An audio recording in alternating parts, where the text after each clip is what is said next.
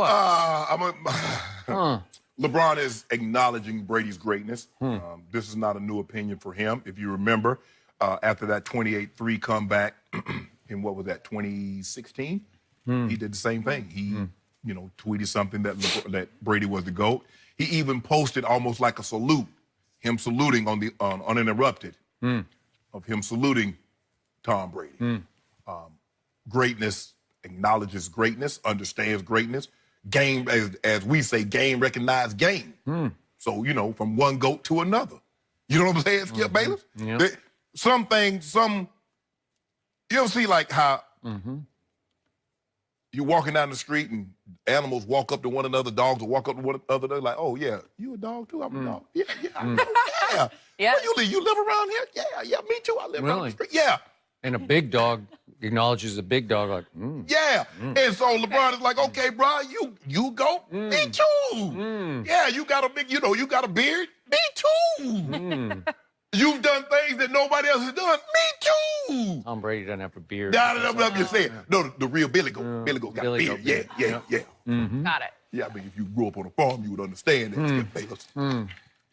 But anyway. I should have worn your goat mask yesterday. I should have. You should have.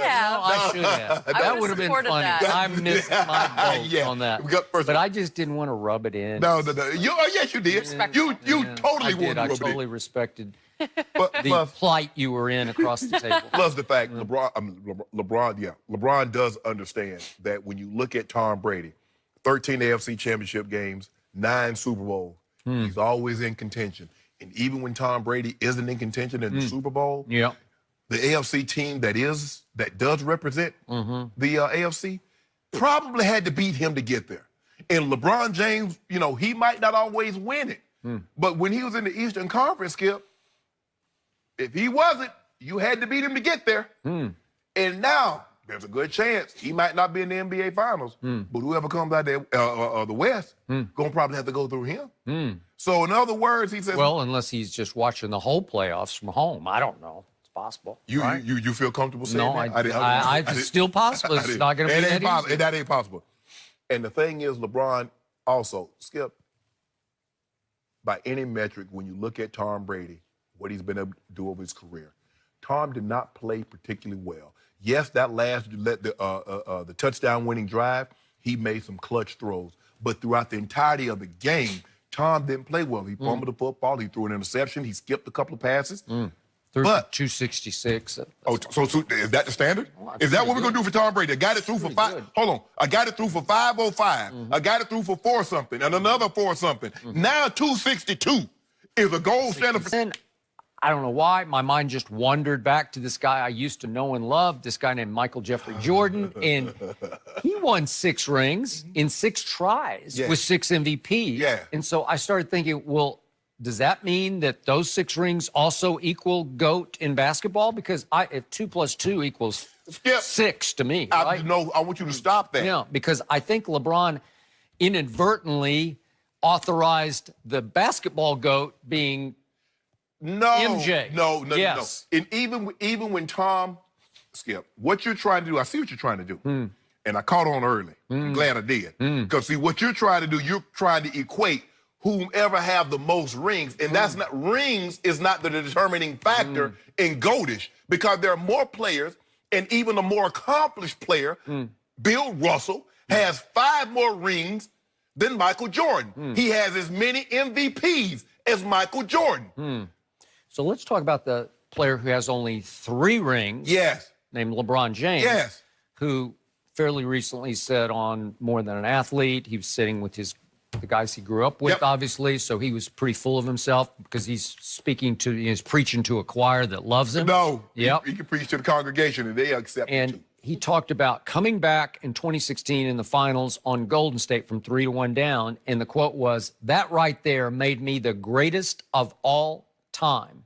They," meaning the Warriors, "were the greatest team ever assembled, and the way we came back was really something special," said the guy who thinks he's the GOAT, who is the faux GOAT, who is LeBron James. Stop using faux. 3, how can with a record of 3-6 in the finals, how can you make the case that that right there made you the greatest player ever?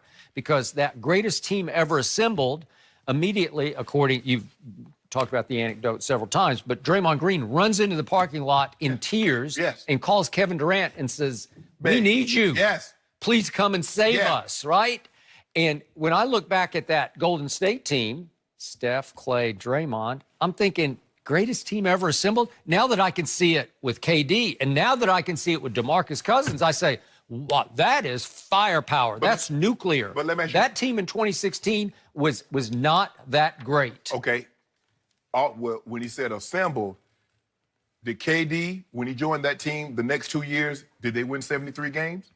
Are they going to win 73? Were they better? Yes. Are they going to win 73 games? Because the reason well, why... I think they learned their lesson. It just doesn't matter how many games you win. Well, Michael Jordan has the argument, says, well, we're still the greatest team because we went 72-10 and we won the title. You can't say you're the greatest team when you're 73-9 and you lose up 3-1. The question that I have, and I've always asked this, is it better to get swept in the first round or get knocked out before you get to the finals or the Super Bowl and have an intact resume in championship games, or is it better to get there and potentially not win? Because Michael Jordan got a lot of first-round exits. Michael Jordan got a lot of L's before he got to the finals. Once he broke through, how many first-round exits did he have? He had none. He had none. He should have won 8 straight, but he was forced to take 2 years off. I don't really see. 8 straight. That would have pretty much closed the case. That would have, Skip. You get no argument with Skip, we can't do hypotheticals. Because I believe had Kyrie and Kevin Love not got hurt, I believe LeBron James is sitting prettier. So I look back at the 2016 Warriors, and if I just go asphalt on you, if I go park on you, and I say, we're at the park, and you're choosing upside skins and shirts, and you're looking at these guys, and you see little Steph and medium-sized Clay and medium-sized Draymond, are they tops on your list? You going to pick them fast in the park? I ain't picking Kevin Love. Huh? I ain't picking Kevin Love. Well, how about Kevin Durant? Once he got there, everybody's going to say, I want that monster. But okay, I get all that. Okay. But DeMarcus Cousins, I want him. But hold on. Right? Kevin Durant had an opportunity to face LeBron James that year, remember? Because he was in the position that the Golden State Warriors was in the finals. He was up 3-1 in the Western Conference Finals with another game on his home court. And what'd he do? Well, in his eyes, he had the ultimate liability named Russell Westbrook. Oh. In Kevin's eyes, that was a liability. He wet the bed. Paul George, not so much. Then he wet the bed. Yeah. Okay, he wet the bed. So now, because... I don't know if you could say he wet the bed. Yeah, he did. Yeah, he did. He had the pampers on. That's a terrible he did. Because you saw all those bricks he was shooting. Did you not see those bricks? I saw a little point guard quote. Don't do him like that, Skip. Now you're going to put that on Russ? Yeah, but let's look back at the 2016 finals, games 5, 6, and 7. Obviously, Draymond Green had to get suspended or this isn't going to happen. So he missed game 5. But then what happened to Steph Curry in games 5, 6, and 7? Because he was a 2-time MVP, right? And I look at what happened. He had 7 assists in those 3 games to 12 turnovers. Is that good? No, that's good. He came up much smaller than he actually is at about 6 feet 3 But inches you won't tall, tell me what LeBron did. What did LeBron do? Wait. Steph Curry, game 7. How about this? He shot 6 for 19 at home at Oracle. He shot 4 of 14 from 3, and he made it at the free throw line 1 time and shot 1 free throw. And in the 4th quarter of that game, this is the game to win the championship at home. Steph Curry went 1 for 6 in the 4th quarter and 1 for 5 from 3. Is that good? Okay, that's what you're up against because Steph's playoff numbers have never quite lived up to his regular season. Well, they didn't that one. But if you look at the last 2 years, Steph has been fantastic in the finals. But Kevin Durant has been fantastic-er. Yeah. Yes. Okay, but Skip, you make it seem like Kevin Durant's a bum.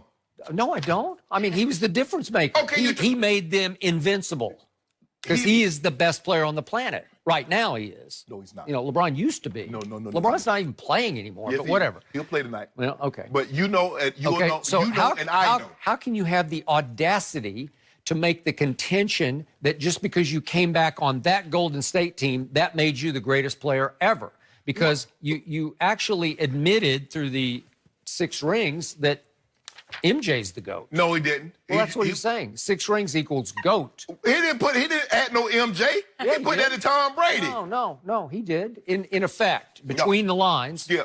he said Brady was the GOAT when he came back 28-3. And he put the video out on Uninterrupted about acknowledging, like one GOAT to another, bruh. In passes, Skip, he walking by, he's like, bad.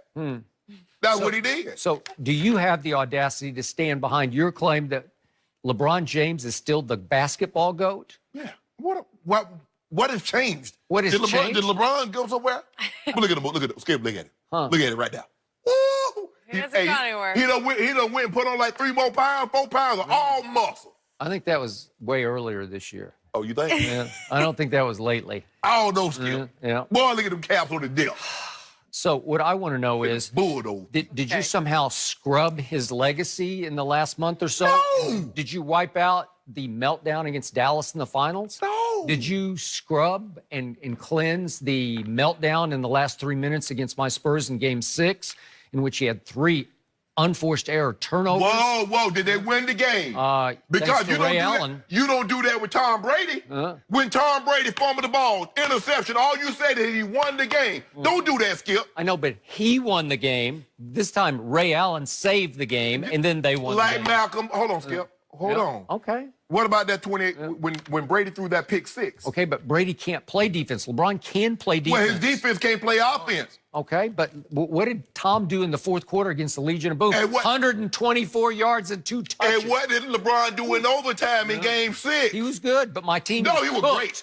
Psychologically Hold on. cooked. Wait a minute. Why would they be cooked? Because remember, you got upset at LeBron James for being cooked in Game 1 of the NBA Finals last year. So you can't. No, but it's one thing. You took a team that was the prohibitive favorite to overtime. You got a chance. The game's going to start over, and you melt down before overtime. And the San Antonio Spurs were the favorite.